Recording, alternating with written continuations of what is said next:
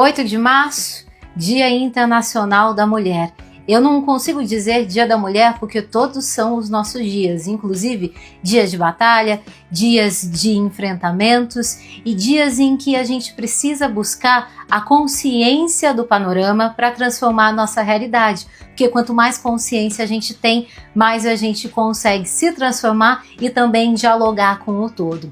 Hoje, a gente vai remeter ao que aconteceu lá naquela fábrica em Nova York, quando mulheres, homens também, sobretudo mulheres, foram queimadas em um incêndio criminoso, já que estavam reivindicando por direitos e melhores condições de trabalho.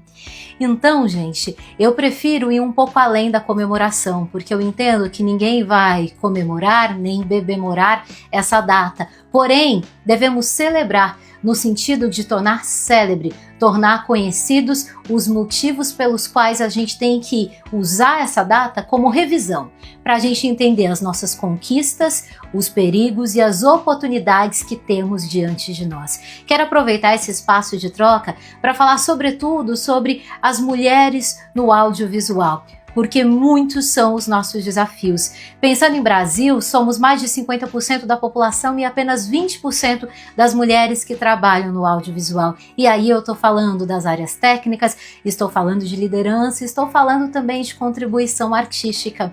Como pode uma representação tão ínfima assim?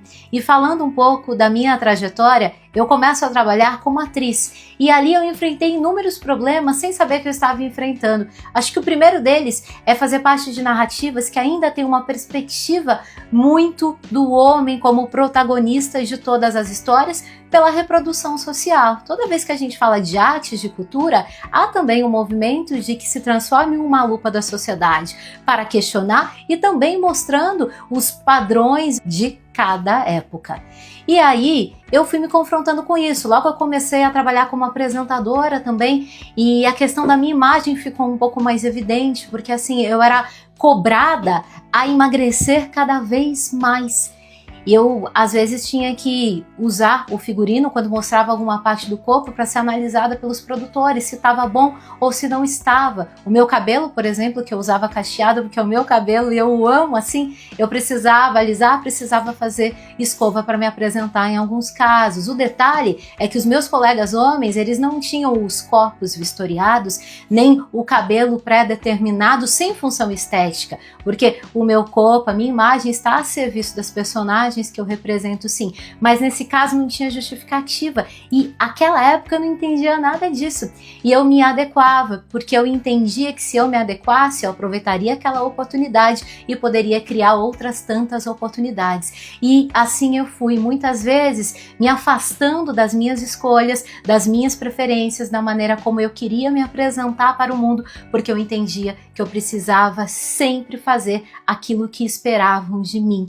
E aí eu comecei a dirigir. Quando eu passo a dirigir, eu enfrentei outros problemas, porque eu era questionada. E não era questionada quanto às escolhas temáticas, técnicas, discursivas, não. Eu era questionada sobre a maneira como eu dialogava com as pessoas, que era considerada amena demais, conciliadora demais, como se eu não controlasse as pessoas. Eu nunca quis controlar as pessoas. Engraçado que esses questionamentos vinham também de homens que já estavam há muito tempo naquela função e eu incomodava por tentar conduzir o set da maneira como eu enxergo que tem que ser. Eu já empreendia e lá atrás empreender era um meio de contar as minhas histórias. Depois, quando eu já dirigia e passei por essas situações me relacionando com outras produtoras nas quais eu não era sócia fundadora, aí eu entendi que cuidar da minha produtora, na verdade, era não uma porta de saída só daquilo que me oprimia, mas era uma porta de entrada para que eu estabelecesse um ambiente que fosse mais igualitário, que fosse diverso e que permitisse a troca para que a gente construísse uma inteligência coletiva. Estou compartilhando essa minha história com vocês para que vocês possam compartilhar comigo também. Quando falamos sobre mulheres, falamos sobre seres completamente diferentes. Em nenhum momento eu quero reduzir a sua história à minha. E eu quero saber também como tudo isso é para você, mulher que trabalha no teatro, que trabalha no audiovisual. E para ampliar essa reflexão, eu selecionei 3 falas muito representativas de grandes empreendedoras culturais, artistas muito importantes, relevantes, que aproveitam o espaço que têm para promover não só reflexões, sobretudo mudanças grandes, mudanças necessárias no modo de fazer audiovisual. E essas 3 figuras que eu trouxe são de Hollywood, para a gente pensar no macro, num mercado que já conseguiu um pouco mais de estabilidade, de equilíbrio comparando com o nosso, embora tenha muitos e muitos desafios. Vou começar com a fala da Viola Davis. Ela diz: se uma mulher faz o mesmo trabalho que um homem, ela deve ser paga no mesmo valor. Ela simplesmente deveria. É assim que o mundo deveria funcionar. O que você vai dizer à sua filha quando ela crescer? Você tem que entender que você é uma menina, você tem uma vagina e isso não tem muito valor. É isso que você vai dizer a ela? A Reese Witherspoon disse: eu estou tentando tirar o estigma da palavra ambição, para que nós possamos encorajar mais meninas a serem ambiciosas, porque eu acredito que é assim que a sociedade irá mudar. E a Shonda Rhimes disse: eu sou uma mulher negra todos os dias, eu não fico confusa por isso, eu não me preocupo com isso, eu não preciso discutir com você como eu me sinto por ser uma mulher negra, porque eu não me sinto menos poderosa por ser uma mulher negra.